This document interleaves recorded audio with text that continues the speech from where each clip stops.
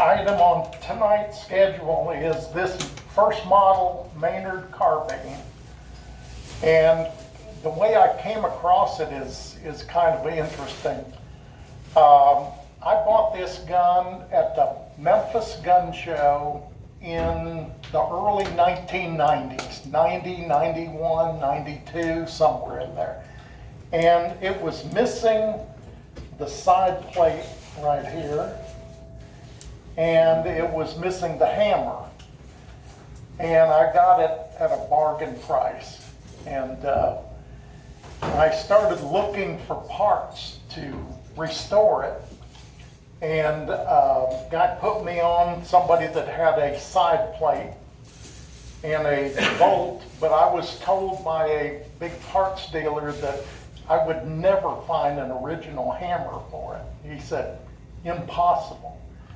And so talking to one of my buddies, and I had bought some carbines from him and a lot of parts and things a couple of years before, and telling him about this, and he said, oh, you've got a first model hammer.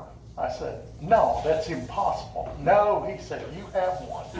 So I pulled that shoebox of parts out. Sure enough, there's a first model Maynard hammer in there. I mean, just can't get any luckier than that, you know. So anyway, put the gun away. You know, it's been in the safe for 30 something years. Then in January of 23, one of my North-South skirmish buddies, one of my teammates, had been trying to get me to go to the Alabama-Kentucky Rifle Show at Joe Wheeler State Park. And, you know, I resisted the year before, but in January of 23, I said, okay, I'll go, you know. So I go to the show, and I'm walking through there, and I see over at a table against the wall was a guy named Charlie Foster, who is a big collector from Wisconsin. And even though he's from Wisconsin, he would be Southern from head to toe, you know. He is a definite galvanized rebel, you know.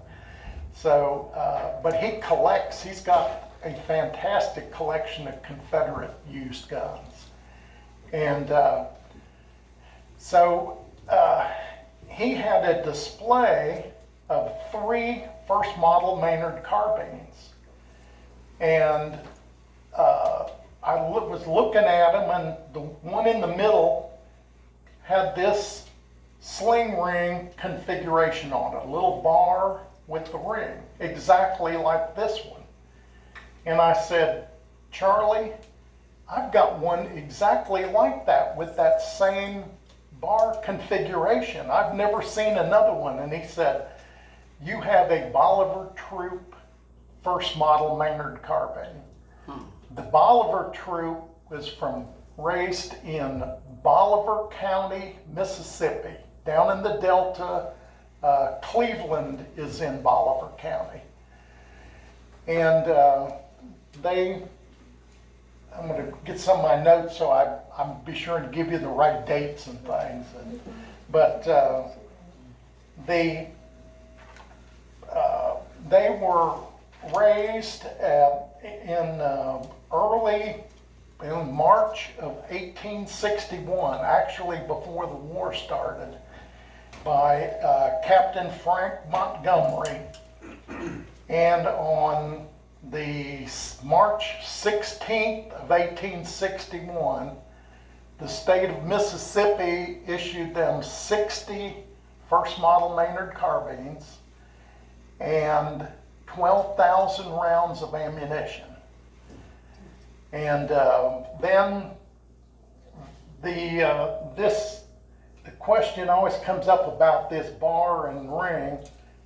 It's very unique, and it was not put on by the Maynard Company in Massachusetts, because when the Southern agents bought these guns, everyone knew that a war was getting ready to start. So they had to get them out of Massachusetts as quickly as possible. So they believe this bar and ring were put on in Mississippi, probably at an arsenal in Jackson. And then on June 3rd of 1861, the Bolivar troop was issued 40 more first model Maynard carbines, along with 3,000 rounds of ammunition. So that gave them, the company, a total of 100 first model Maynard carbines. And in the summer of 1861, and this will kind of give you an idea of where this gun has been. In the summer of 1861, Captain Miller had 5 companies. He got 5 companies of Confederate cavalry, Mississippi cavalry, that he formed as the 1st Battalion of Mississippi Cavalry. The Bolivar troop was they were listed as Company A. Company B was the Pontotoc Dragoons under Captain A.B. Cole. Company C was the Carroll Rangers. They were out of Carroll County. Then there were 2 other companies, the Noxubee Cavalry out of Noxubee County, and Thompson Cavalry. And so those 5 companies formed the 1st Battalion of Mississippi Cavalry, and Captain Miller, who was captain of the Pontotoc Dragoons, was made major in charge of the battalion. Then on in August of 1861, the battalion was in northwest Tennessee, and they were under General Pillow's command in his Army of Liberation, which was then based at Columbus, Kentucky. And on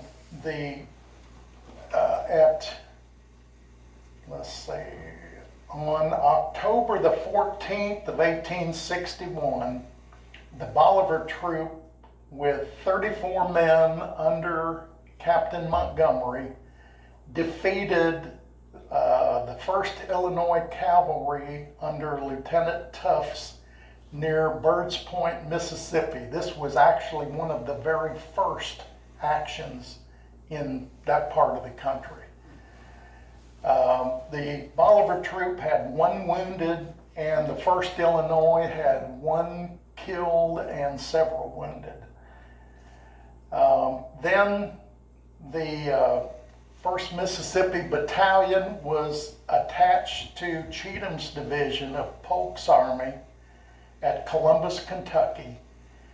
And on the west side of the river at Belmont, and if you're familiar with the Battle of Belmont, right across from Columbus, the Battle of Belmont, there was, on the west side of the river, there was Tappan's Arkansas Regiment, Belshoven's Artillery Battery, and the Bolivar Troop, and the Thompson Cavalry.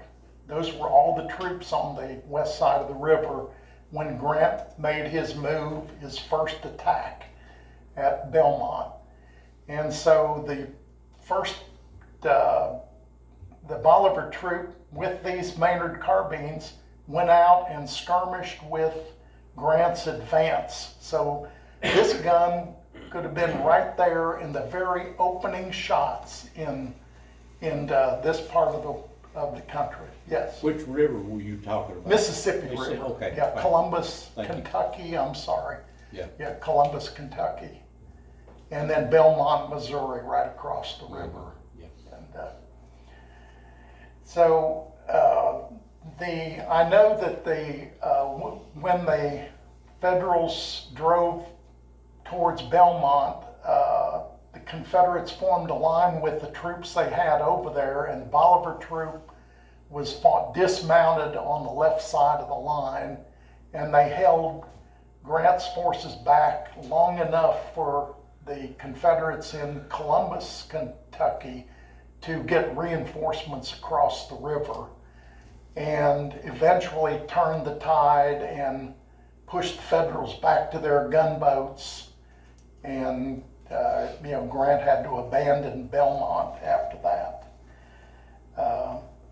Then the rest of 1861 and up until April of 1862, the Bolivar troop spent their time in the northern part of West Tennessee, anywhere from New Madrid, Missouri, over to Paris, Tennessee. Then on April 2nd, 4 regiments were added to the battalion at Lexington, Tennessee, and it then became the 1st Regiment of Mississippi Cavalry under Colonel Lindsey, and it was referred to, anything you read now, there were 2 1st Mississippi Cavalries. There was Wirt Adams and then Lindsey's 1st Mississippi. So don't ask me how that happened, but it's just history. Colonel Lindsey took over command on April 4th, and 2 days later they were at Shiloh. And I was going to read you their report on what they did at Shiloh. On the first day of the Battle of Shiloh, they advanced on the left flank of Cheatham's division.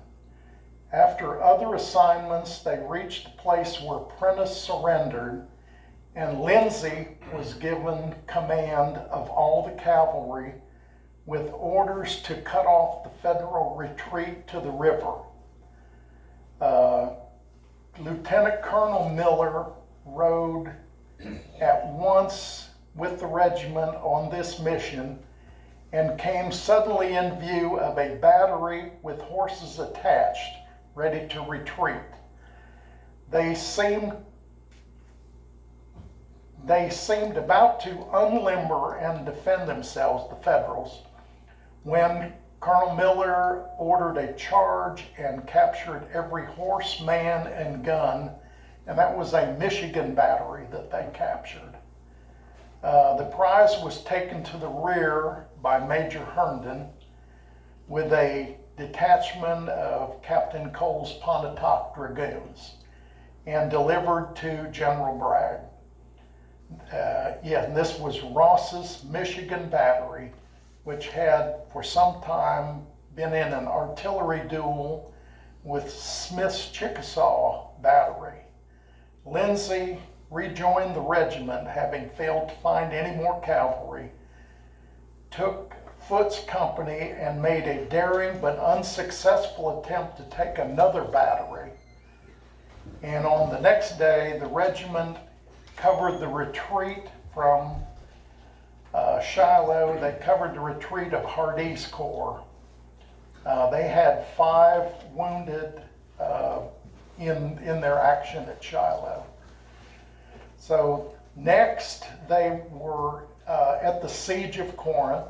They did scouting duty and picket duty north of Corinth, Mississippi. The next battle they were on Armstrong's Raid, and they fought at the Battle of Britain's Lane, which is just south of Jackson, Tennessee. Then they were at the Battle of Corinth, and they were in action at College Hill, and then covered the retreat from Corinth. At Davis Bridge, they aided in saving the wagon train and covered the retreat.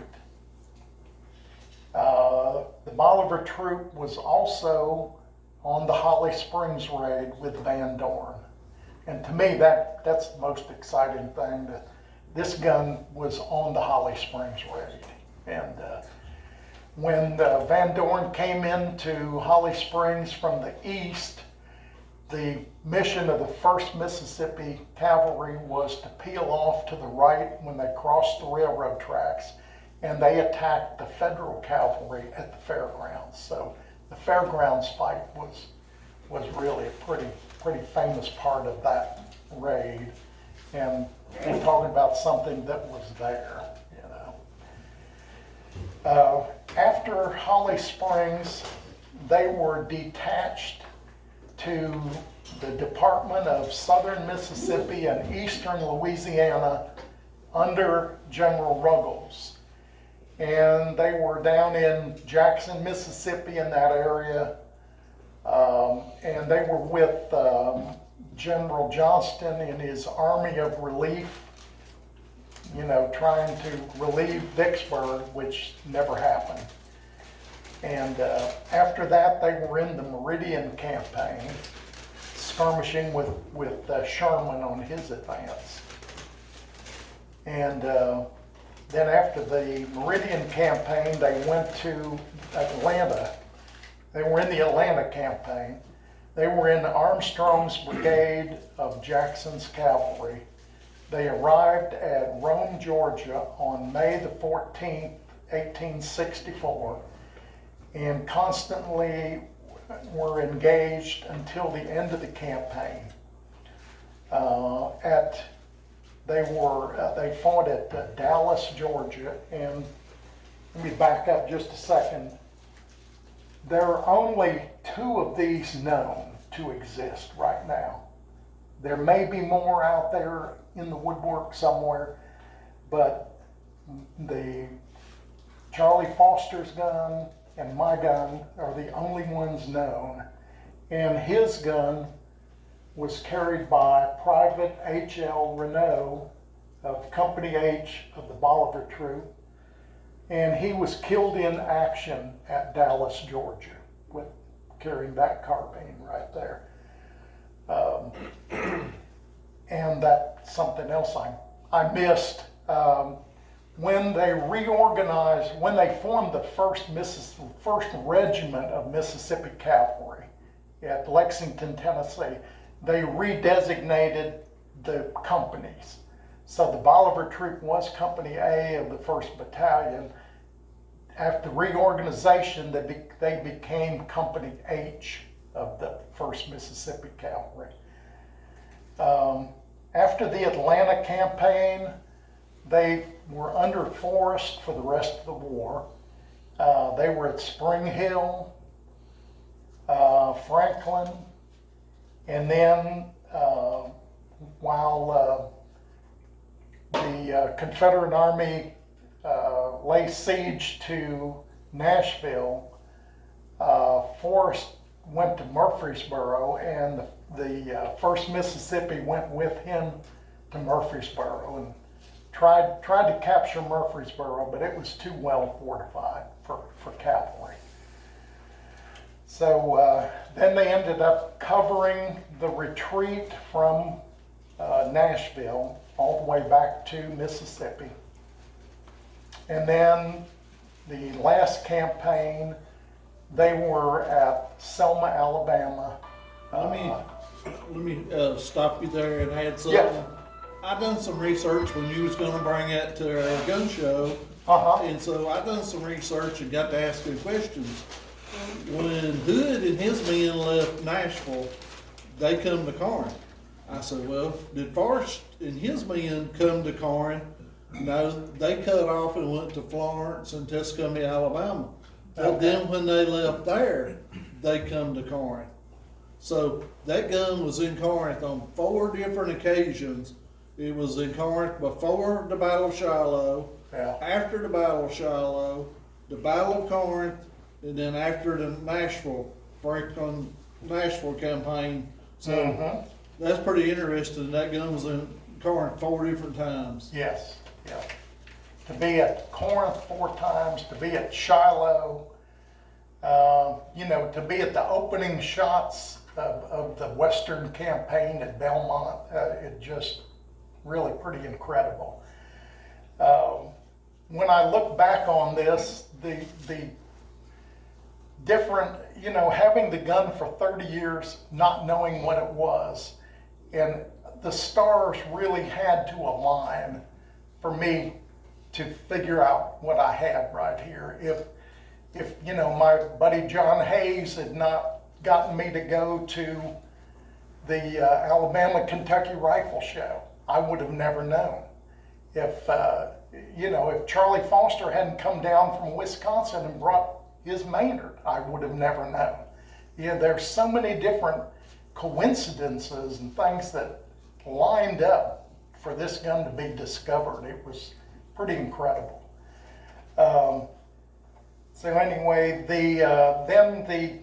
after the Confederates, I would say about half of the 1st Mississippi cavalry was captured at Selma. Those that made it out went with Forrest to Marion and then to Gainesville, Alabama, where they surrendered at the end of the war. And so, the Bolivar troop was in it on this part of the country from like day one to the last day, which is pretty incredible. Then the other incredible part of this gun, when I got home from the show in Alabama, pulled this out of the back of the safe, and well, first of all, I got on the internet and I looked up history of the Bolivar troop. I found some pictures, and I printed off their roster, their history, just everything I could find on them, And then I got to thinking, I think there were some initials on this gun. So I pulled it out of the back of this. It was in the very back of the gun safe. Pulled it out and looked at it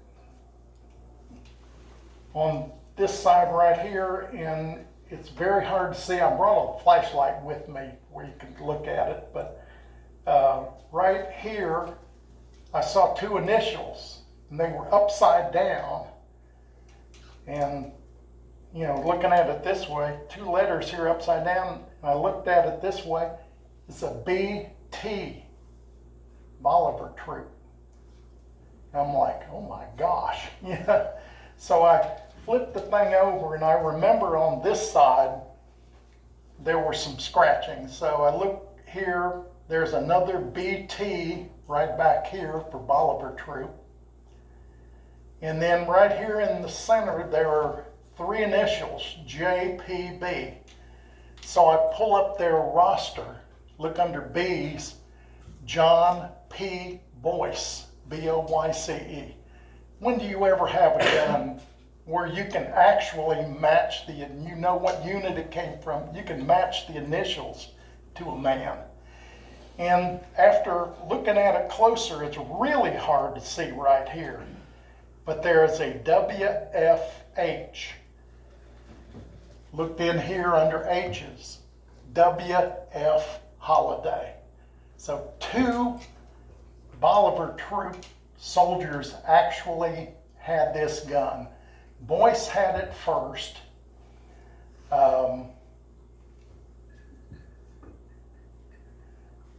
Boyce he enlisted June 13th for 12 months in the Bolivar Troop, Company A, 1st Battalion of Mississippi Cavalry at Memphis, Tennessee. And he was mustered in by Captain Montgomery. Then he re-enlisted a year later, June 11th, 1862, for 2 years by Captain Herron, who excuse me, Captain Montgomery became Lieutenant Colonel of the 1st Mississippi Cavalry. And so Captain Herron took his place as captain of Company H, the Bolivar Troop. But he re-enlisted for 2 years.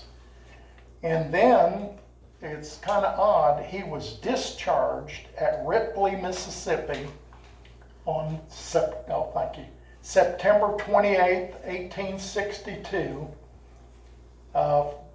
And it has in his records here, it says non-conscript.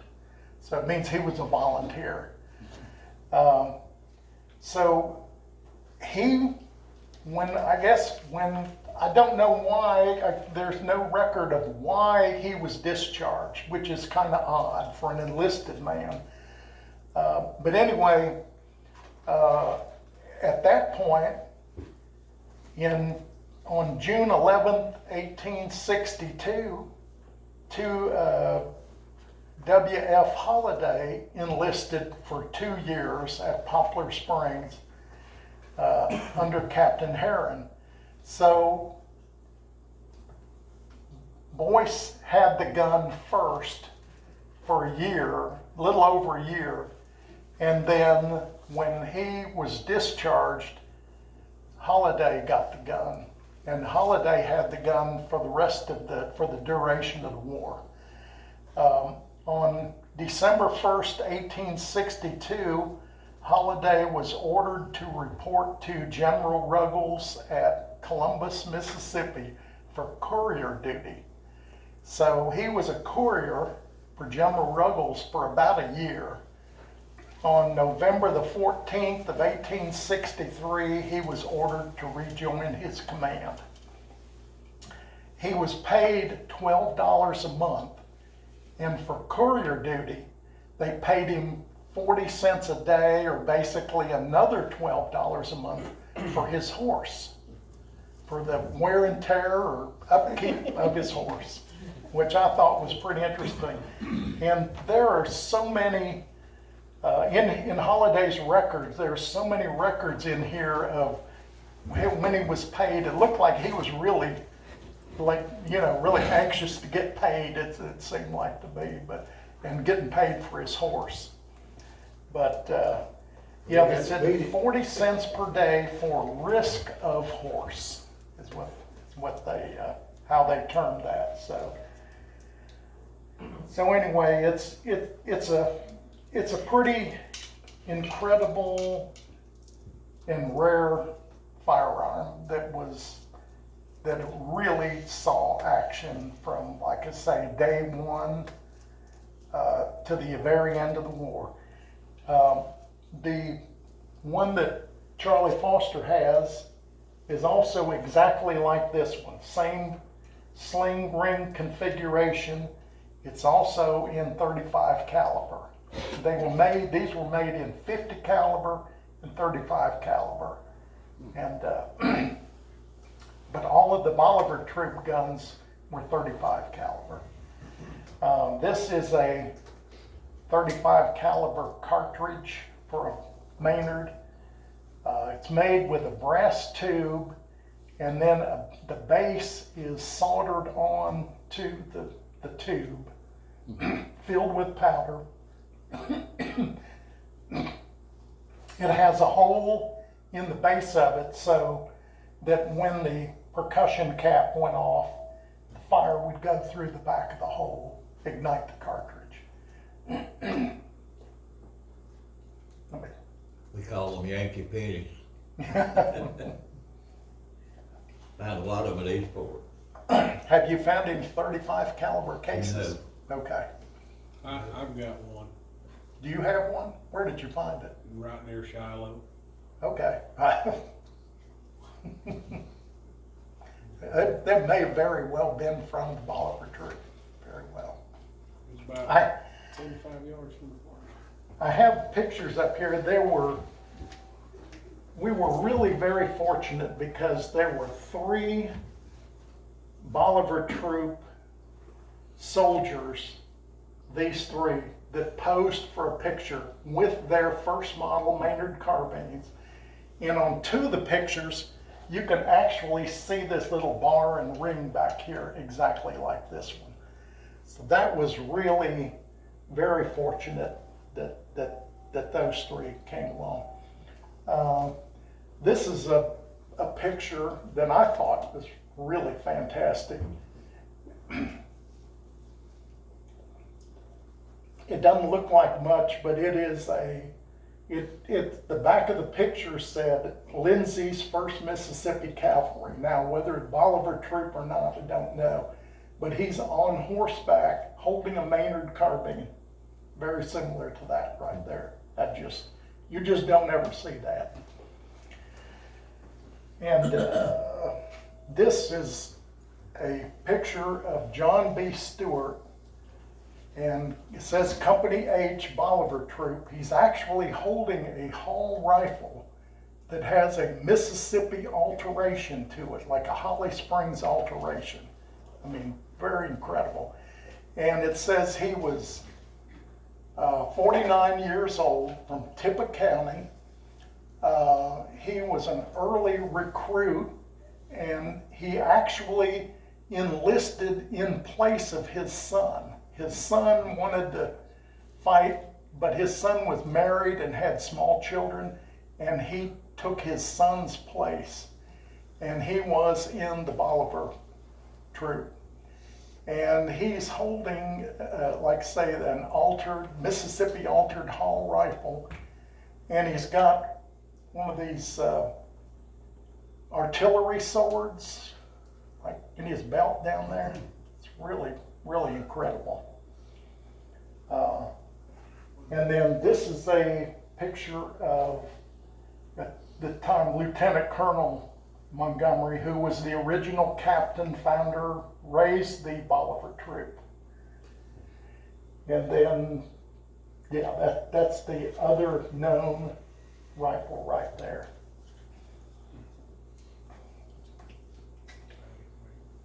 You're talking about Knoxville rifles. I had never heard of that, but there's a Knoxville Blues. I've got a friend that's got half of one of the belt buckles. Got NB on it. Well, this was Knoxville Cavalry. They were Yeah, 1st Mississippi Cavalry. yeah. I don't know. I mean, it's all Knoxville County and stuff like that and everything, but I don't know. They just found it Baldwin. And also brought, Brent, I told him I had a Whitworth rifle, and I think he actually thought it was a Confederate Whitworth, made by Whitworth. This is a Whitworth patent rifle, but it was made in 1863 at Enfield Armory in England, and the British made, first of all, they made 1,000 of them with a 36-inch barrel, and the barrels were made out of iron. And then that was in 1862. In 1863, they changed it up a little bit. This barrel's made out of steel. So they cut 3 inches off the barrel. They made these barrels 33 inches because steel is denser and heavier than iron, and they wanted the two rifles to weigh the same. So, but these were used. They issued, it said, about 68 of these to each regiment in the British Army all over the world. They were in India, South Africa, Canada, they were everywhere. And they issued them to try, the Whitworth rifling because it was so accurate. But they found out that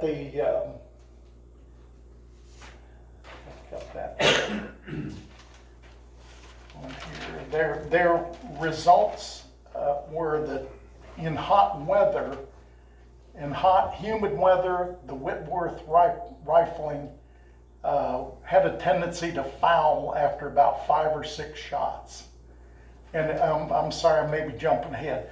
If you're not familiar, Whitworth rifling was, instead of the bore being cut round, it's cut in a hexagonal pattern, 6-sided pattern the bullet made to go in it is 6-sided, and it's cut in at a twist, 1 in 20-inch twist, and the bullet matches the hexagonal bore. So the bullet, it can't help but spin fast coming out of there. The Confederacy got about 50 to 60 Whitworth rifles. They paid for the rifle, the appendages, 1,000 rounds of ammunition. They paid $1,000 in gold per gun, which, yeah, it's a lot of money, But one of the most famous incidents was at the Battle of Spotsylvania Courthouse in Virginia. Union General John Sedgwick was on his horse with his staff, and he was probably close to a mile, maybe a little less than a mile from the Confederate lines, and all of a sudden a bullet whizzes by, and then another one, and his staff is going, General, I think we need to get out of here, they're getting the range on us here, and Sedgwick says, oh, don't be silly. They couldn't hit an elephant at that distance. And by the time he got distance out of his mouth, bullet hit him right below his left eye. He tumbled off his horse, and he was dead before he hit the ground. And some Confederate sharpshooter with a Whitworth rifle nailed him at almost a mile. It's pretty incredible. They say that of the 50 or 60 guns that the Confederacy bought from Whitworth, that there are only maybe 18 of them known to exist at this point. So the rest of them were, who knows where, gone to history. So anyway, then over here we have a British Enfield rifle, and it was in .577 caliber. And these were made, it's marked Tower. Tower was just kind of a generic designation for the gun. Britain had a big cottage industry, especially around Birmingham, where they made thousands and thousands of these.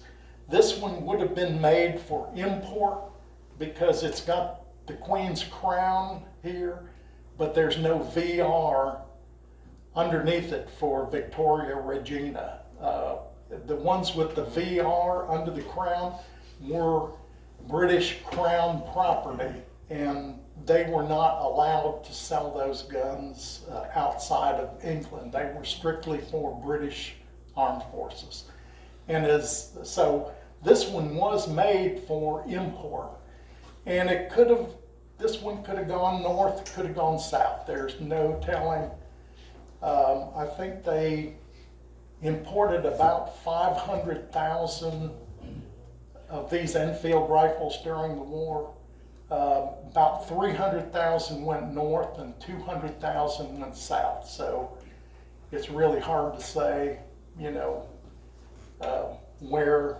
where this one went, but could very well have been used by a Confederate soldier for sure.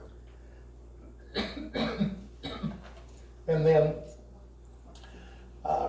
he brought a Mississippi rifle, and these were used by both sides also. This one was made at Harper's Ferry. They actually had about maybe 6 different contractors that made these. One I shoot in competition is 54 caliber, and it was made by Remington. And I've got another one, can't think of who it was made by, but these were used by both sides. Very, very good gun. This was considered probably one of the the best looking firearms ever made by the United States. It's really the design, the brass, it just really was a really fine gun. So, That's the one that Jeff Davis, he ordered those rifles for the, yes, Army while he was Secretary of War under, Franklin Pierce. yeah, this was the model 1841. Right. They were used in the war with Mexico. Right. And you're right that Jeff Davis had a regiment that was armed with these, and that's how they got the nickname Mississippi Rifle.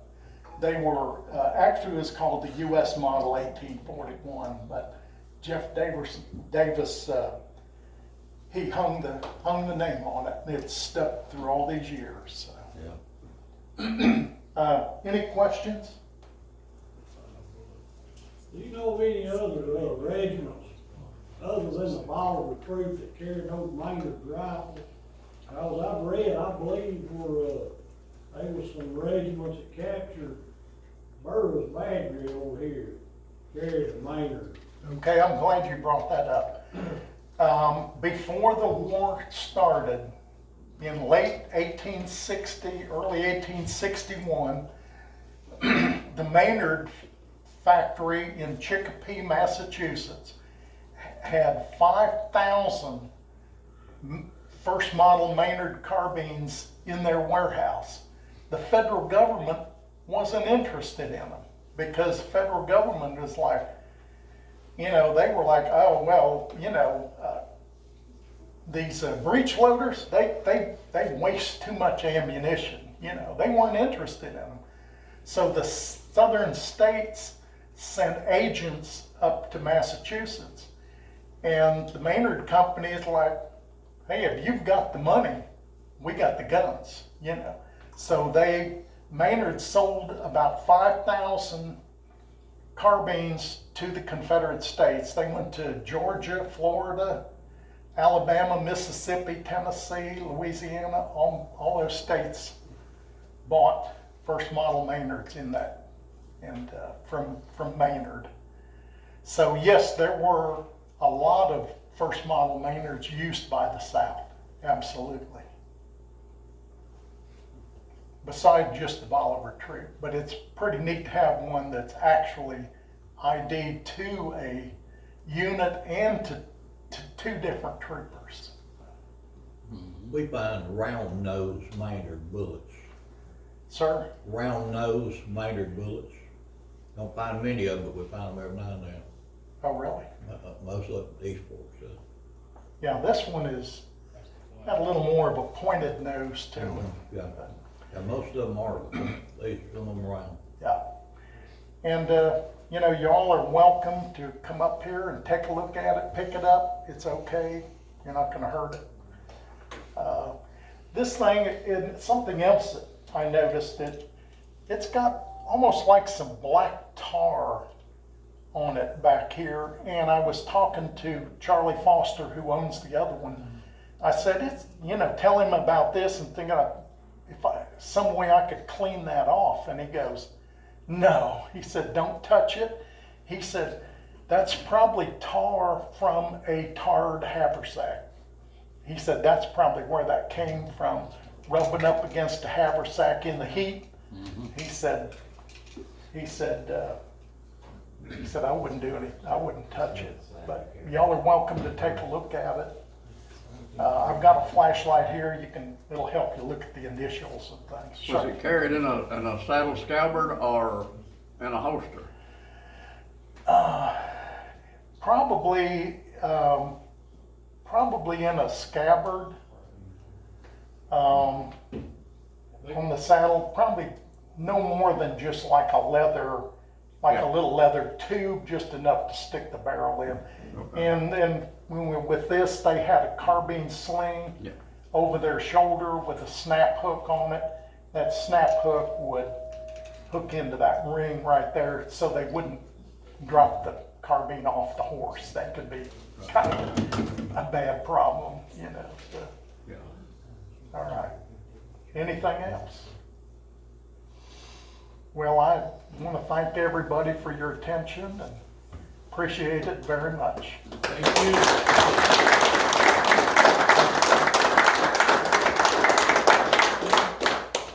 We'll have a 10-minute break. Y'all get you the Coke or whatever and look at